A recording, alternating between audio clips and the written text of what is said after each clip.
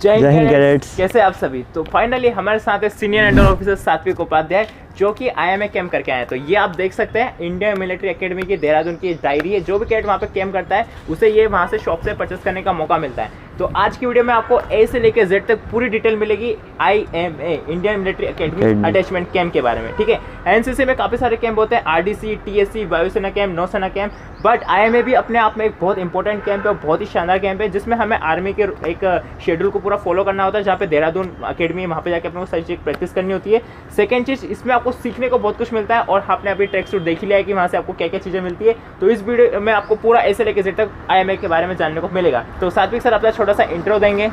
हे cadets, जय हिंद। कैसे आप सभी। मैं हूं सीनियर अंडर ऑफिसर सात्विक उपाध्याय और मैं 10 MP बटालियन का हूं और मैंने अभी तक 3 नेशनल कैंप्स कर रखे हैं जो कि EBSB, ALC और थर्ड जो कि मेरे लिए मोस्ट इंपॉर्टेंट कैंप था वो था Indian military academy attachment camp Dehradun. और यहाँ पे एक सात्विक के बारे में आपको एक बात और बताना चाहूँगा कि जो हमारे 10 MP बटालियन वहाँ पे मतलब हम कह सकते हैं काफ़ी सारे कैडेट्स हैं, बट एक मात्र कैडेट है जिन्होंने IMA कैंप किया है। ठीक है, मतलब ये बहुत बड़ी खुशी की बात है मेरे लिए भी और आप सभी के लिए भी कि कोई एक बटालियन से कोई कैडेट एक पर्टिकुलर कैंप के लिए सिलेक्ट होता है, कितनी बड़ी बात होती है, और वो भी IMA जैसे कैंप के लिए जो कि एक बहुत बड़ा कैंप होता है। ठीक है, तो इस कैंप का हम पूरा प्रोसेस स्टार्ट करते हैं। तो सबसे पहले हम स्टार्ट करते हैं कि आखिर सात्विक सर को IMA कैंप के बारे में पता कहाँ से चला। सर इसके बारे में आपको इन्फॉर्मेशन कहाँ से मिली? Actually I was informed by my NO Chandrashekhar Sharma sir कि आपको बटालियन पे जाना है और IMA अटैचमेंट कैंप आया है।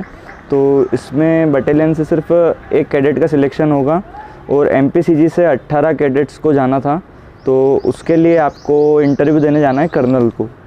तो मैं CO सर को इंटरव्यू देने गया था जी सर। देन CO सर को इंटरव्यू दिया। उसके बाद में I was suppose to give my interview to the commander of the group under group which is at the brigadier level.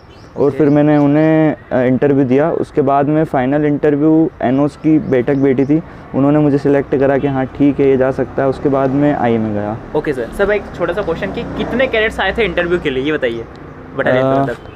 Interview के लिए 15 से 20 कैडेट्स आए थे बटालियन पर। तो मतलब पूरे बटालियन में मतलब 15 से 20 कैडेट थे, उसके बीच में एक कैडेट का सिलेक्शन होना, मतलब एक बटालियन को सिर्फ एक ही सीट आई थी कुल मिला की बात है। तो मतलब 10 MP बटालियन के एकमात्र कैडेट है। आप देख सकते हैं कितना सारा कंपटीशन होता है। और सर शायद इंटरव्यू इंग्लिश में हुआ होगा, और क्या क्या सर क्वेश्चन क्या क्या पूछे थे इंटरव्यू में?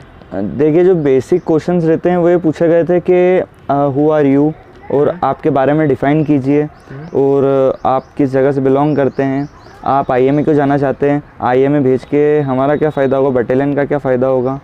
तो ये सारी चीज़ें वो पूछते हैं। और लैंग्वेज बैरियर नहीं रहता है, जैसे अगर आप हिंदी में कंफर्टेबल है तो आप हिंदी में भी बोल सकते हैं, बट जो मेन चीज़ मैटर करती है वो रहती है कॉन्फिडेंस। अगर आप कॉन्फिडेंस से भी बोलेंगे और हिंदी में बोलेंगे तो पहले आपको सिलेक्ट करेंगे। राइट।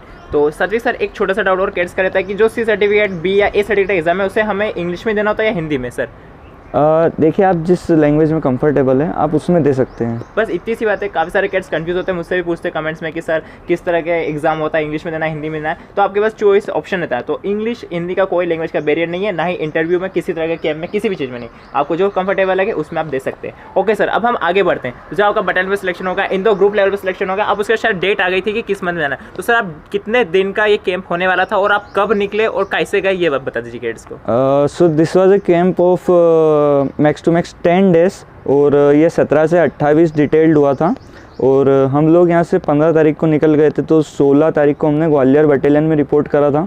उसके बाद में हम 17 को सुबह देहरादून के लिए निकले थे, तो हम रात में पहुँच गए थे देहरादून 17 को। ओके सर, कैंप लोकेशन थी देहरादून। तो सात्विक सर उज्जैन से ग्वालियर पहुंचे और ग्वालियर को ट्रेन डिले थी, तो 17 को निकले थे। तो 17 को शाम को फिर ग्वालियर से देहरादून पहुंचे थे। देन अकेडमी में गए थे और सारी चीज़ें हुई थी। तो कैंप कुल मिला के स्टार्ट था 17 को, हम कह सकते हैं कि 17 से स्टार्ट हो गया था क्योंकि कैट्स आना स्टार्ट हो गया। 17 हम डे 0 मान सकते हैं। उसके बाद में 18 से कैंप चालू हो गया। ओके, मतलब जो अपनी मेन रोल कॉल होना है, जो आपका ओपनिंग एड्रेस होना चाहिए, 18 से स्टार्ट हुई। 18 से। ओके, तो हम बात करते हैं कि डे 1 को 18 को क्या होता था? 18 को हमें ओपनिंग दी गई थी, एड्रेस वगैरह हुआ था कि आप लोगों को यहाँ रहना है। हम ACC विंग में ठहरे हुए थे, तो हमें बताया गया था कि आपको इन बैरक्स में रहना है। हमें डायरेक्टरेट वाइज बांट दिया गया था कि MPCG और लाइक पंजाब वालों को इधर रहना है, हरियाणा वालों को इधर रहना है। तो हमें बैरक्स में बांट दिया गया था। उसके बाद में हमें बताया गया था कि आपको डिनर करने ओनली सिर्फ सूट में ही आना पड़ेगा। कोट वगैरह पहनकर, जो हमारे NCC के सूट्स वगैरह रहते हैं, कोट्स वगैरह रहते हैं, और जो दूसरे कलर के भी आप पहन सकते हैं। तो डिनर उसी में करना कंपलसरी रहता है। और हमें ब्रेकफास्ट वगैरह सभी का टाइम बता दिया गया था। और हमारी मैप रीडिंग की उस दिन क्लास चली थी जो दिवांशु पांडे सर ने ली थी, आई थिंक सो। और the day was spend well. And barracks में हमने देखा तो वहाँ पे पुलअप बार वगैरह लगे हुए थे, उन पे लिखा था मैंडेटरी फॉर एवरीवन। तो हम पुलअप्स वगैरह भी लगाते थे डेली और उससे अलग ही मज़ा आता था। और बैरक हमारी काफ़ी अच्छी थी, जिसमें एक रूम में हम 2 जनों को शेयर करना पड़ता था। ओके, तो कुल मिला के ये थी पूरी रहने की व्यवस्था, कहाँ रुकना था। तो डे 1 को पूरा सारी चीज़ें कवर कर दी गई थी, थोड़ी सी क्लासेस वगैरह भी हो गई थी मैप रीडिंग की।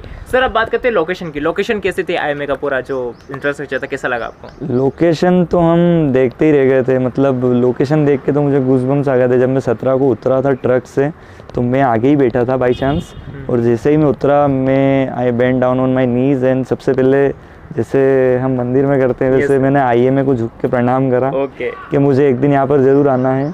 और उस समय जो मुझे गूज़बम्स और मुझे जो खुशी मिल रही थी वो मैं अभी डिफाइन नहीं कर पाऊंगा आपको। सर, और सर की साथ साथ मुझे भी गूज़बम्स आ रहे हैं कि क्या फीलिंग होगी वो। तो फोटोज़ वगैरह आप देख सकते हैं, क्या लोकेशन है। IMA का पूरा एक इंफ्रास्ट्रक्चर बना हुआ। सर भी, आप सर के साथ भी फोटो देख सकते हैं। कुल मिला के location one of the best, हम कह सकते हैं बेस्ट ही है ना सर। अब बात करते हैं सर डे 2 को क्या हुआ था। डे 2 को डे 2 को वहाँ पर एक खेतरपाल ऑडिटोरियम है, तो वहाँ पर हमें बस से ले जाया गया। और ब्रेकफास्ट के बाद हमें बस वगैरह से ले जाया गया। उसके बाद हमें बिठाया वहाँ पर कैप्टन या मेजर रैंक वगैरह के ऑफिसर्स वगैरह आते रहते, वो हमें एड्रेस करते थे डेली। और वो हमारी क्लासेस लेते थे जो कि SSB से रिलेटेड रहती थी, मोटिवेशन से रिलेटेड रहती थी, और कुछ जो नॉलेजेबल चीज़ें आपके लिए उनसे रिलेटेड रहती थी। ओके, तो मतलब कुल ना कि डे 2 भी काफ़ी बढ़िया स्पेंड है, काफ़ी सारी चीज़ें सीखने को मिली। सर अब थोड़ा सा फूड के बारे में, ब्रेकफास्ट, डिनर, लंच के बारे में बात करें तो किस तरीके से कब कब क्या क्या होता था वहाँ पे? ओके, तो वहाँ पर तो कैडेट्स वहाँ पर ऐसा था कि आपको एक दिन सुबह रनिंग करनी पड़ती थी और अगले दिन आपको ड्रिल करनी पड़ती थी। तो अगर आप रनिंग की ड्रेस में रहते थे तो आपको फिर यूनिफॉर्म चेंज करना पड़ती थी।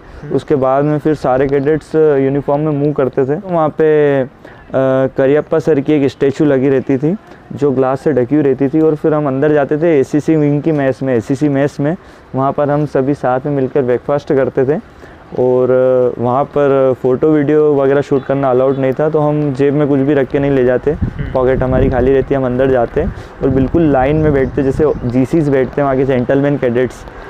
तो हमें वहाँ पर we were suppose to eat by spoon and forks, right. Okay, तो जैसे कि एक एटिकेट रहता है खाने का, वो पूरा फॉलो किया जाता है वहाँ पे, मतलब पूरा एक मैनर जिसको खाने का तरीका बोलते हैं वो पूरा। ओके, तो सर काफ़ी गूज़बम्स है, खाने का भी पूरा एक रोम है। हम जनरली वीडियोस वगैरह में देखते हैं किस तरीके की चीज़ें होती है, तो वही हमें देखने को मिली है। ओके साथ ही सर इसके अलावा डे 2 पे और कुछ हुआ था क्या? और हमें दूर से वहाँ की जो मेन शेटवुड बिल्डिंग है वो बताई गई थी, और हमें लाइब्रेरी बताई गई थी वहाँ की कि यहाँ की ऐसी लाइब्रेरी होती है, और इट वाज रियली नाइस।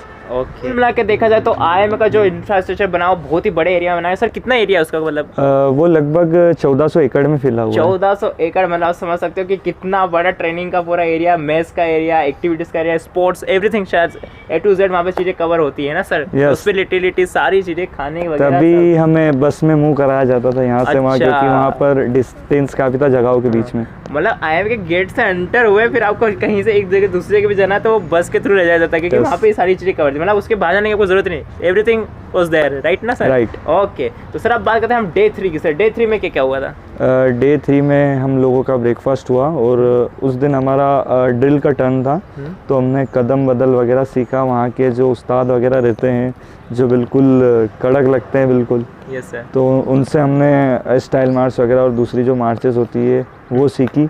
उसके बाद में फिर ब्रेकफास्ट करने के बाद में हम खेतरपाल ऑडिटोरियम गए। वहाँ पर मेजर मयंक मिश्रा सर, यही नाम था उनका शायद, तो उन्होंने हमें एड्रेस करा और उन्होंने हमें मोटिवेशन दी कुछ चीज़ों पर, और हम उनसे काफ़ी ज़्यादा मोटिवेट भी हुए। और उसके बाद हम लोगों ने मूव करा। उसके बाद में 3:30 बजे गेम्स पीरियड रहता था डेली, वहाँ पर बास्केटबॉल वगैरह के सिलेक्शन चल रहे थे, तो बस हम लोग वहीं मूव करा करते और डिफरेंट गेम्स खेला करते।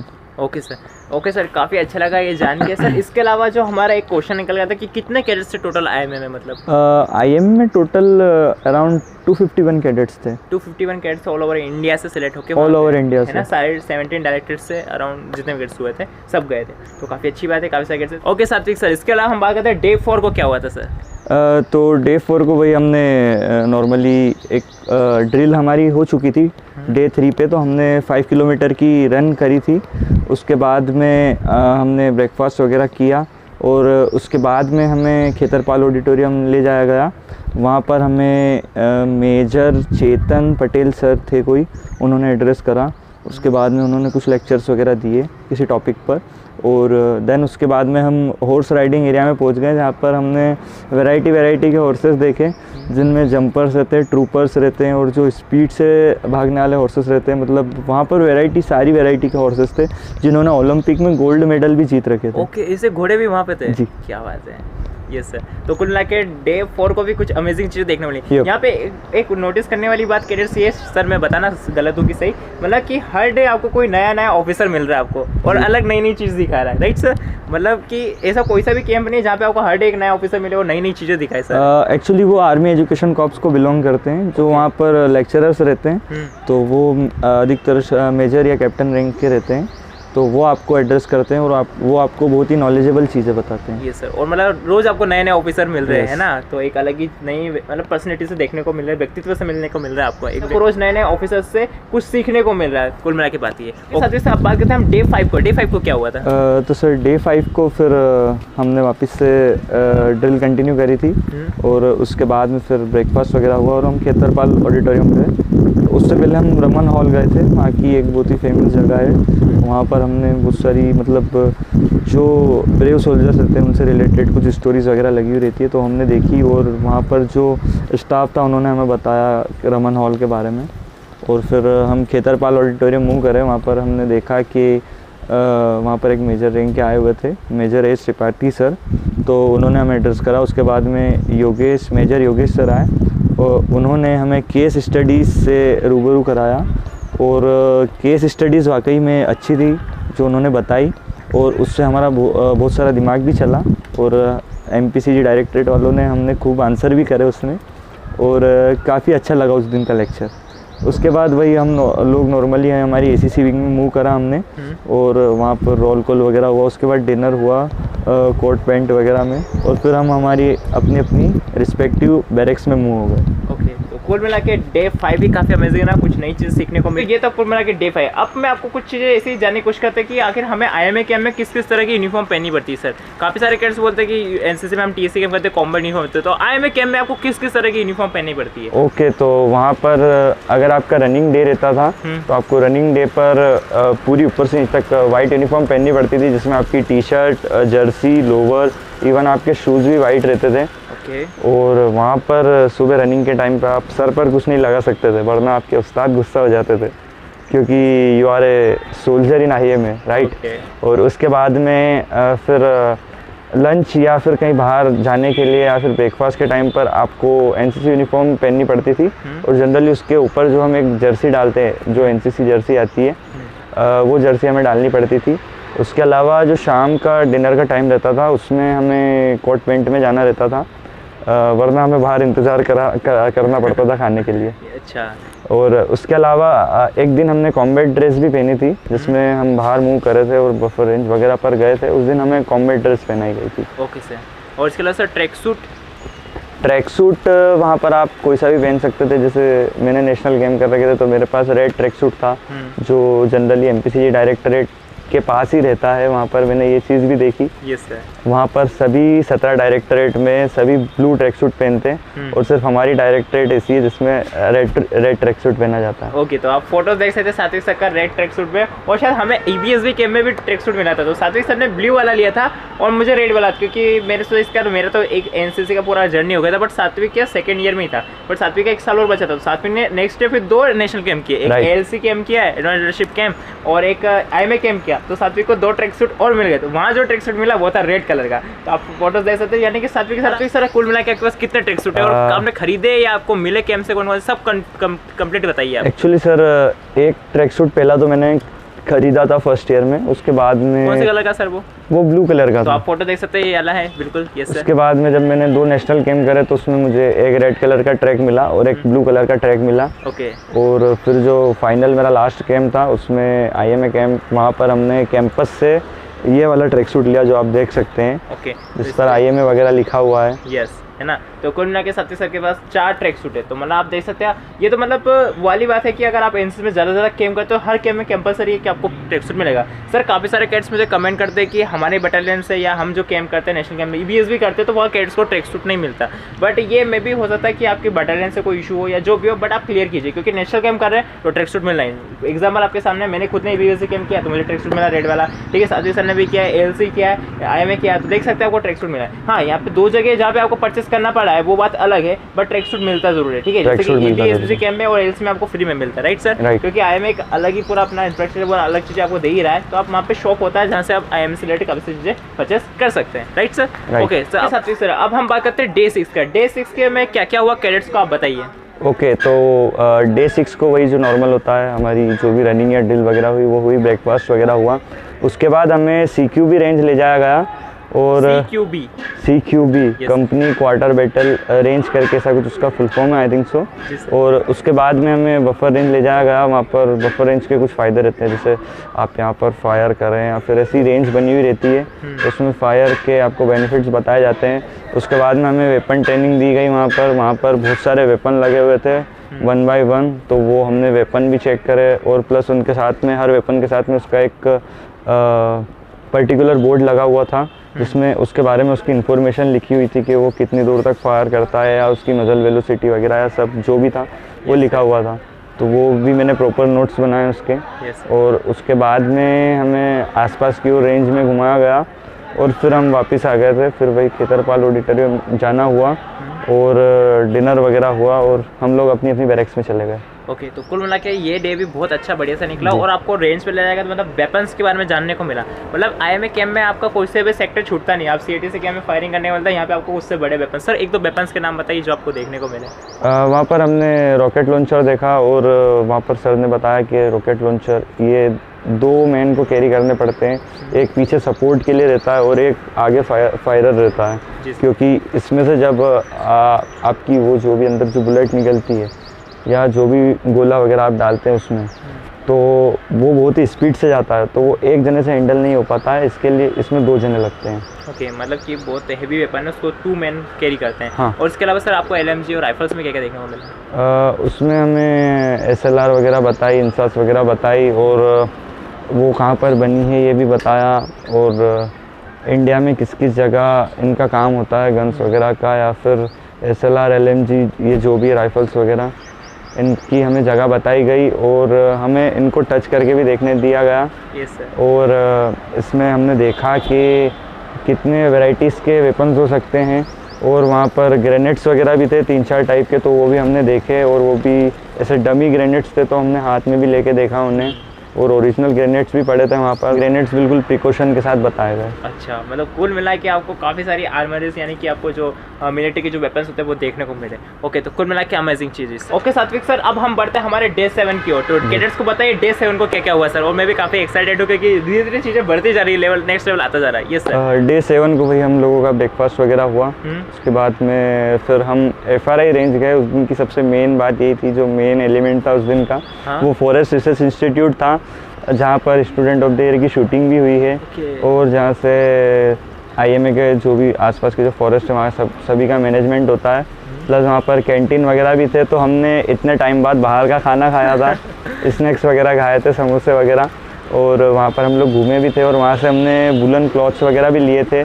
जो वहीं के हैंडमेड जो रहते हैं, और हमें काफ़ी अच्छे भी लगे। और वहाँ पर FRI में हमने खूब सारे फ़ोटोज़ भी खिंचाए और हम वहाँ पर देख रहे थे वहाँ पर बाहर से भी बहुत सारे विजिटर्स आए हुए थे FRI को विज़िट करने के लिए, और FRI वाज फन। डे 7 को हम लोग रिटर्न हो गए और वही रोल कॉल हुआ और हमारा डिनर हुआ और हम अपनी अपनी बैरक्स में चले गए। ओके कैडेट्स, तो हम जानते हैं कि डे 8 को क्या क्या एक्टिविटीज हुई, कहाँ ले जाएगा और क्या क्या चीज़ें हुई, सर बताइए। डे 8 को हमें बाकी की कंपनीज वगैरह विजिट कराई हुई, जैसे वहाँ की जो 4 मेन बटालियन है, थिमैया, मानिकशा, करियप्पा और भगत बटालियन, तो हमें वहाँ पर ले जाया जा रहा था बीच बीच में हमें, और वहाँ की हमने सारी कंपनीज भी देखी और वहाँ पर जो बाकी कंपनीज बची थी तो वो हमें डे 8 को विज़िट कराई गई, और बीच में हमने चैटवुड हॉल भी विज़िट करा था जो IMA का मेन चीज़ है, मेन पॉइंट ऑफ फोकस है।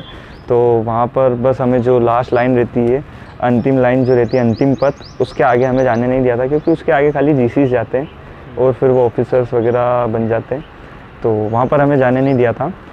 उसके बाद में फिर डे 8 भी वेल स्पेंड हुआ, और काफ़ी मज़ा आया डे 8 को भी, क्योंकि हमने बाकी की IMA की जगह डिस्कवर करी, जो बाकी हमारी कंपनीज रह गई थी वो डिस्कवर करी, और उसके बाद हम लोग अपनी अपनी रिस्पेक्टिव बैरक्स में लौट गए थे। ओके सात्विक सर, तो यानी कि आपके जो आखिरी के जो कुछ गिने चुने दिन बचे, यानी कि डे 9 और 10, उसमें क्या क्या हुआ? उसमें एक्चुअली जैसे हर कैंप में कल्चर वगैरह होता है, कल्चरल एक्टिविटीज़ होती है, तो हम सभी डायरेक्टरेट्स को, 17 डायरेक्टरेट्स को अपना अपना कल्चर रिप्रेजेंट करना था, हर एक को अपना अपना। जी। तो हमने भी 2 परफॉर्मेंसेस तैयार करी थी, और डे 9 और 10 को हमें टाइम दिया गया था कि आप प्रैक्टिस करिए आपके कल्चर वगैरह के लिए, जो भी आपके प्रोग्राम्स उनके लिए प्रैक्टिस करिए।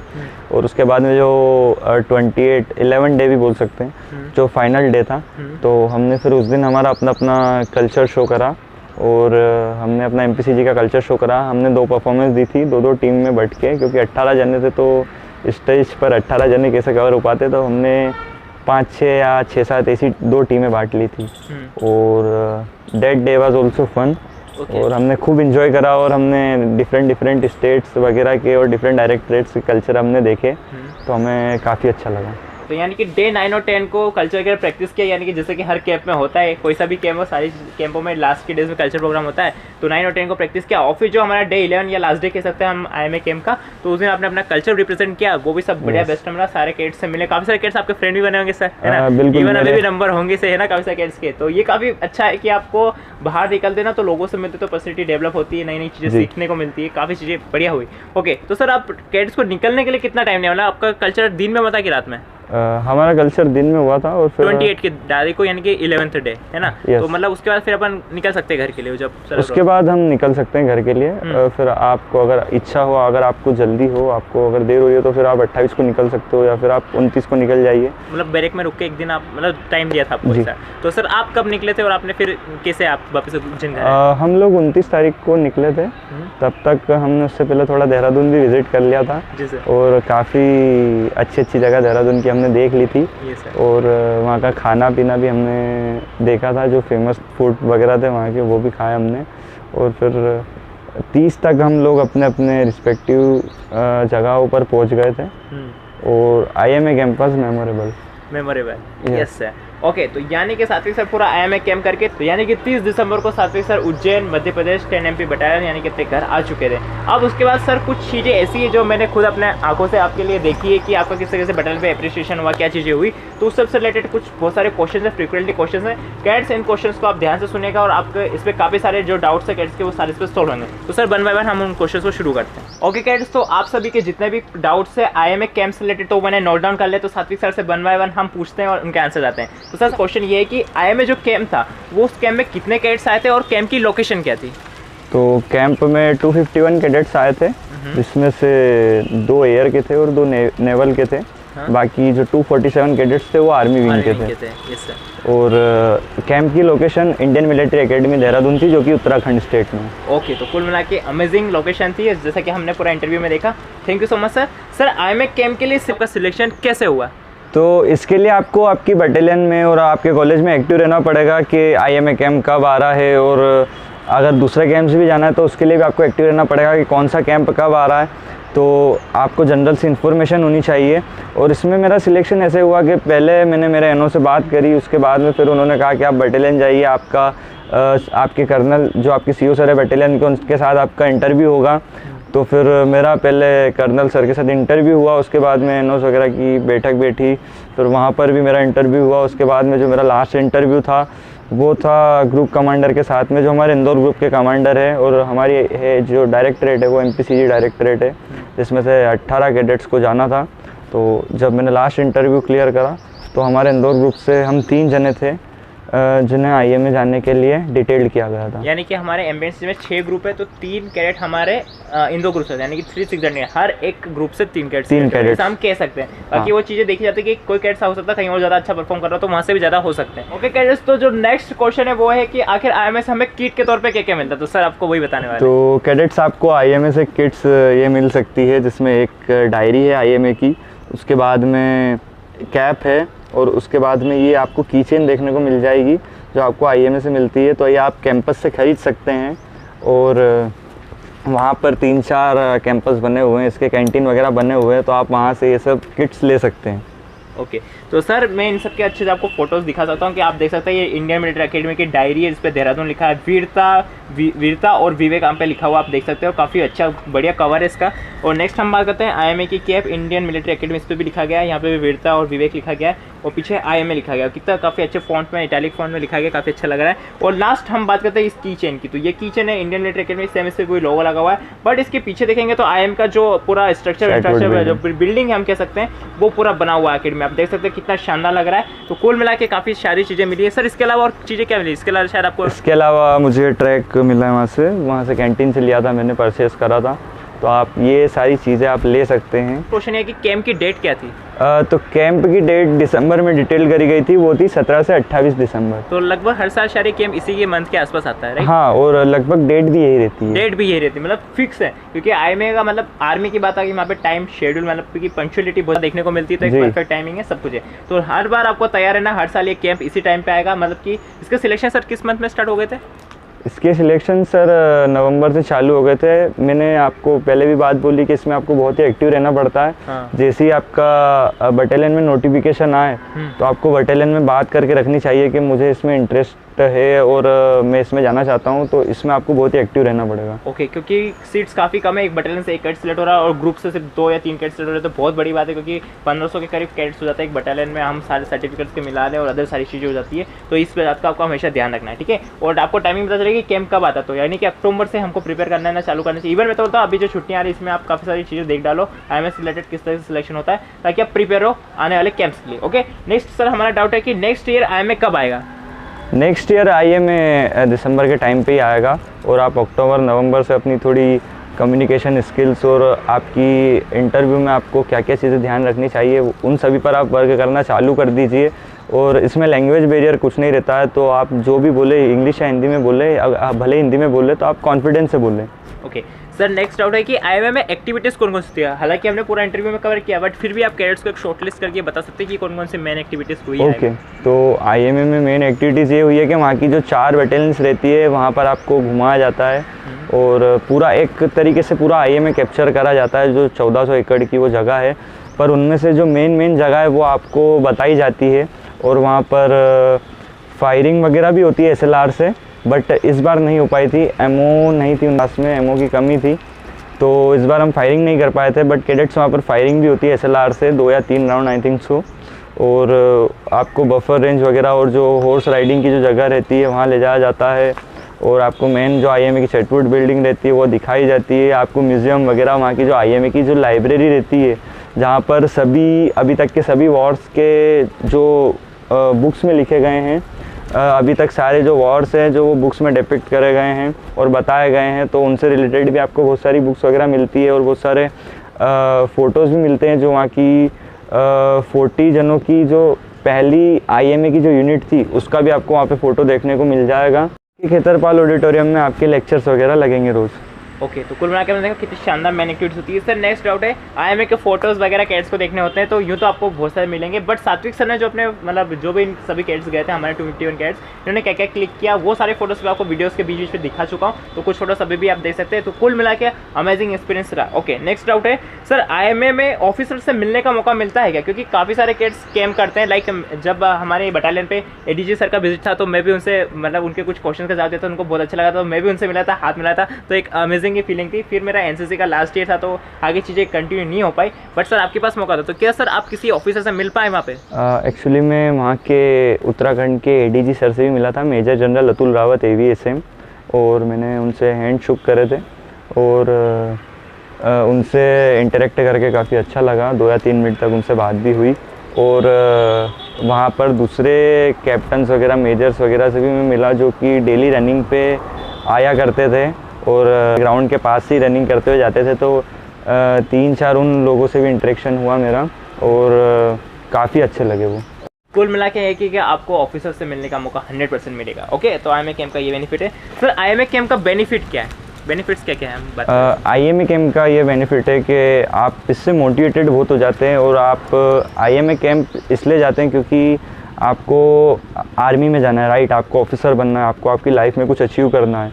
तो इस कैंप का बेनिफिट ये रहता है कि आप आपकी जर्नी के लिए मोटिवेटेड हो जाते हैं, तो आप और ज़्यादा मेहनत करते हैं उस चीज़ को पाने के लिए, ऑफिसर बनने के लिए ज़्यादा मेहनत करते हैं। सर इसको एक लाइन में मैं भी बोलना चाहूँगा, यानी कि आपको कोई चीज़ हासिल करनी है तो आप उसको बस एक बार देख के आ जाओ। मतलब अगर आपको आर्मी में जाना है, IMA में अगर आपको ऐसा कैडेट बन के आपको ट्रेनिंग लेनी है, ठीक है, मतलब आपको आर्मी में ज्वाइन करना है, तो आप वहाँ जाके सारे इंफ्रास्ट्रक्चर सब कुछ चेक करके आके भैया मेरे को यहाँ पे आके पढ़ना है, आप देख लिया, आप सपना करना है या नहीं करना है पूरा, मतलब एक मोटिवेशन आग लग जाती है वहाँ जाने का। तो सर भी पूरी तैयारी कर रहे हैं, तो सारी चीज़ें बिल्कुल होगी, तो काफ़ी अच्छा लगा। सर नेक्स्ट क्वेश्चन है कि IMA से फ्रेंड आपके बने हैं या कि नहीं, मतलब कुछ फ्रेंड्स का किस तरीके से, फ्रेंड्स कितने बने आपके? जी, एक्चुअली मेरे तो सभी हर डायरेक्टरेट में से फ्रेंड्स बने, 17 की 17 डायरेक्टरेट में फ्रेंड्स बने। बाकी MPCG में जो हम 18 जने गए थे तो हम लोग काफ़ी घुल मिल गए और आज भी अगर मैं उनकी होम टाउन जाता हूँ, दूसरे फ्रेंड्स के होम टाउन जाता हूँ, तो मेरे एक कॉल पे आ जाते हैं कि चलो मैं आपको घुमा दूंगा। तो ये NCC से आपको फ्रेंड्स भी काफ़ी अच्छे मिलते हैं। Right sir. सर अगर कोई कैडेट कैंप करना चाहता है तो वो कौन से ईयर में इस कैंप को कर सकता है, मतलब मेन डाउट ये निकल जाता है। तो ये आप फर्स्ट ईयर में तो जैसे कोई कैंप कर ही नहीं सकते हो, वो रूल है NCC का, बट आप इसको B सर्टिफिकेट में भी कर सकते हो अगर आपकी कम्युनिकेशन स्किल्स अच्छी है, अगर आप बेटर इंटरेक्शन कर सकते हो, अगर आप में कॉन्फिडेंस है, सर जो है वो आपके अंदर देखता है, अगर वो आप सारे पैरामीटर्स आपके अंदर हैं तो आप ये कैंप आपके सेकेंड ईयर में भी कर सकते हैं। ओके, तो यानी कि सेकंड और थर्ड ईयर में तो आप सभी कैंप कर सकते हैं, सेकंड ईयर में भी कैंप कर सकते हैं, मतलब कंपटीशन रहेगा क्योंकि आपका कंपटीशन किनके साथ हो रहा है, जो थर्ड ईयर के कैडेट्स हैं, तो मतलब बंदे में दम होना चाहिए कुल मिला के। सर नेक्स्ट डाउट निकल के आता है कि IMA कैंप में सीनियर डिवीजन यानी कि SD कैडेट्स जाते हैं या फिर JD यानी कि जूनियर डिवीजन के कैडेट्स जाते हैं? IMA में खाली SD कैडेट्स डिटेल किए जाते हैं, सिर्फ SDs को अलाउ रहता है IMA में, यानी कि सीनियर डिवीजन में भी वो भी SDs जी। ओके सर, मतलब आपके टाइम में कोई गर्ल कैडेट नहीं थी और जूनियर डिवीजन का भी कोई कैडेट नहीं था। Okay sir, next sir IMA में क्या मेन फोकस रहता है, मतलब IMA कैंप का मेन फोकस क्या रहता है कि वो कोई कैडेट अगर उसको कर रहा है तो उसको क्या चीज़ मतलब प्रोवाइड की जाए जिससे उसका डेवलपमेंट हो, क्या चीज़ रहती है, मतलब मेन फोकस किस चीज़ पे? मेन फोकस जो वहाँ पर जितने भी कैडेट्स आते हैं, जो वहाँ के जो डेली लेक्चर्स लगते हैं, उनका यही मोटिव रहता है कि कैडेट्स की जो पर्सनालिटी है वो इम्प्रूव हो जाए और वो अपने ड्रीम की तरफ अच्छे से फोकस करें और उसका ध्यान ना भटकाए। और SSB से रिलेटेड बहुत सारी बातें बताई जाती है तो वो हमें आगे काम भी आती है और इससे सिर्फ हमारे गोल पे फोकस कराने का वहीं का मेन एम है। और जो मेन मोटो रहता है जो IMA का, वैलर एंड विजडम, जिसे हिंदी में हम बोलते हैं वीरता और विवेक, तो उसके बारे में भी आपको जानने को मिलता है। तो उनका मेन फोकस यही रहता है कि आप आपके ड्रीम्स को अचीव करें और आपके गोल से ध्यान न भटकाएं। सर आपने काफ़ी अच्छी बात की, लाइक NCC का जो रहता है हमारा यूनिटी एंड डिसिप्लिन एक्सटर्नल, उसी तरह हमारा वीरता और विवेक रहता है IMA। ओके कैडेट्स, तो फाइनली जब सात्विक सर IMA कैंप करके आए थे तो उसके बाद कॉलेज में अप्रिशिएशन हुआ, मैंने काफ़ी सारी चीज़ों में सात्विक सर का नाम लिया गया, काफ़ी अच्छा लगा वहाँ पे, काफ़ी मतलब नाम रोशन करने वाली जो फीलिंग होती है ना वो होती है कि कोई हमारे कॉलेज से कहीं गया है और कुछ कॉलेज का नाम रोशन करा है, क्योंकि बटालियन के साथ साथ हमारे कॉलेज का, हमारे यूनिट का, हमारे ग्रुप, हमारे डायरेक्ट ऑल ओवर बात करें तो हमारी फैमिली सबका नाम रोशन होता ही है। तो सर इसके अलावा हम बात करें बटालियन पे मैन, अगर हम अप्रिशिएशन की बात करें तो किस तरीके से क्या चीज़ें हुई जब आप IMA कैंप करके आ गए, तो उसका आपको कौन सा स्पेशल डे था जब आपको बटालियन पे बुलाया गया? लाइक जो RDC कैडेट जाते हैं, TS जाते हैं, उनको भी बटालियन पे बुलाते हैं, उनका कुछ अप्रिशिएशन होता है, तो जो IMA कैंप करके आया तो उसके लिए क्या होता है?